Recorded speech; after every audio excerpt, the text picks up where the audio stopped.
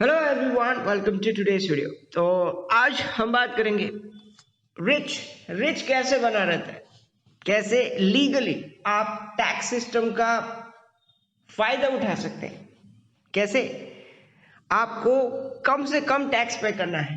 जानेंगे सब कुछ आज के इस वीडियो में। तो चलिए शुरू करते हैं।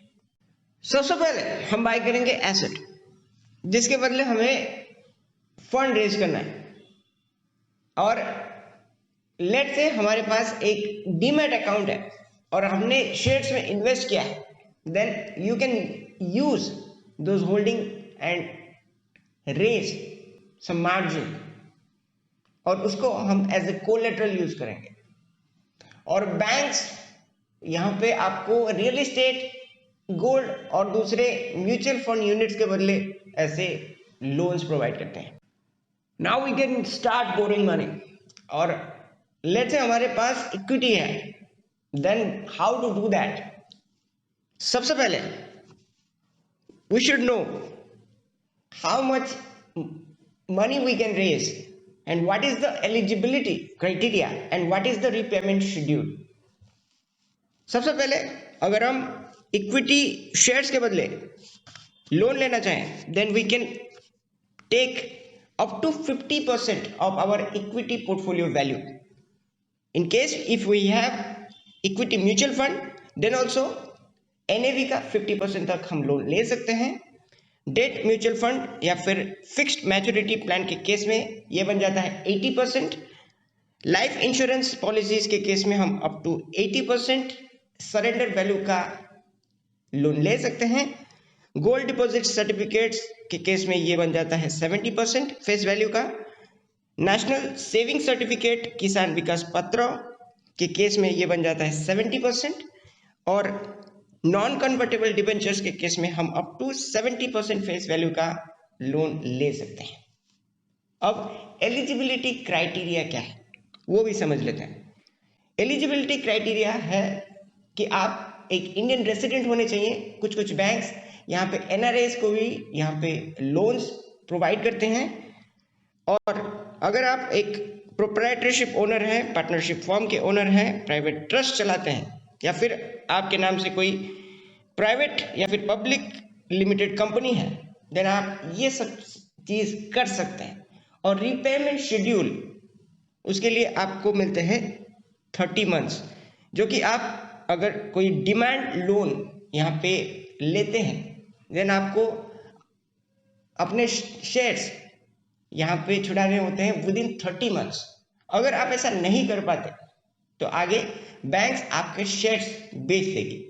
केस नंबर 2, अगर आपको प्रॉपर्टी के अगेंस्ट लोन लेना है, then you can refinance your property. Let say एक कमर्शियल प्रॉपर्टी है जिससे आपका ऑपरेटिंग इनकम होता है एक साल में 50 लाख, और अगर आप उस प्रॉपर्टी के ओनर हैं और आप 80% यहाँ पे रीफाइनेंस अगर करना चाहते हैं, then you will get 40 lakhs and that is going to be tax free.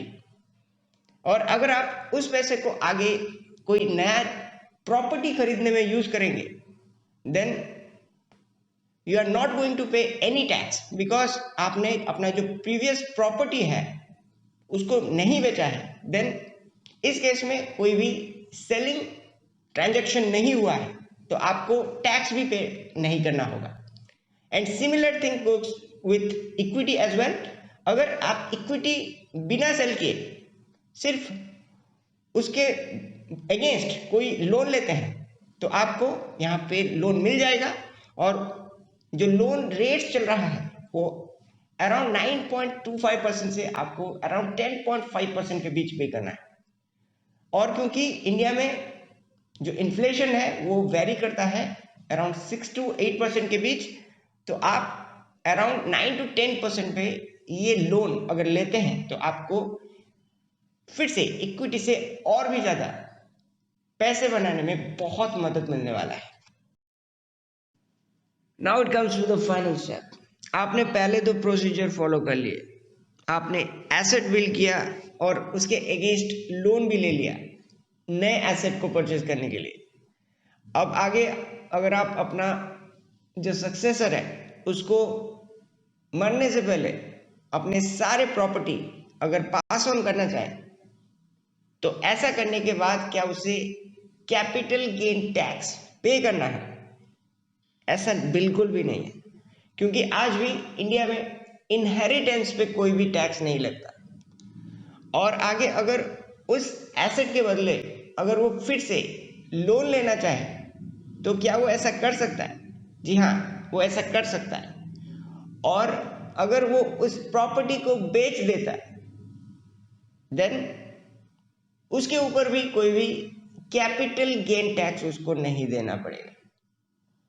और रिच लोग सिर्फ इस प्रोसीजर को फॉलो करके अपना जितना भी प्रॉपर्टी है उसके ऊपर मरने के बाद भी टैक्स बचा लेते हैं।